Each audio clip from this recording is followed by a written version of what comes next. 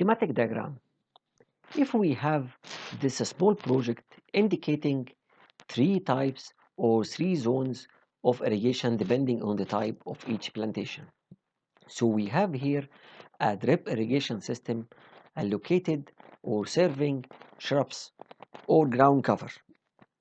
And then we have second zone of lawn covered with sprinkler system.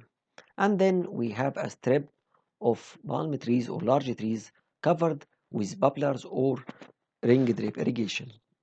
Accordingly, if we start with the grid, it's covering the ground cover. We can say that the duration or the expected duration for the ground cover and the drip irrigation are commonly 30 minutes. Each zone is covered, as we talked before, with two valves. One valve works as an isolating valve, and then one valve automatically controlled from the controller, and it's working on a solenoid basis. If we go for the other area, we will find a lawn area covered with sprinklers. The working duration for the sprinkler is about 15 minutes. And as well, it have an isolating valve and then downstream with a solenoid controlled valve controlled with a controller as well. For the strip, we will find as well a bubbler distribution, one for each bulb or one for each bulb, large tree. And this bubbler can be converted to the ring drip instead of the bubblers. And as well, it's covered with or controlled by a manual valve, then followed by a solenoid controlled valve. The expected working usually for the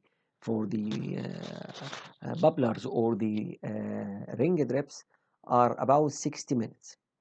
So we have three main durations that we need to keep it in our minds. For the sprinkler, the common range is about 15 minutes of working. For the ground covers or the drip system, for ground covers or shrubs, it's about 30 minutes. While for the ring drips for palm trees or for the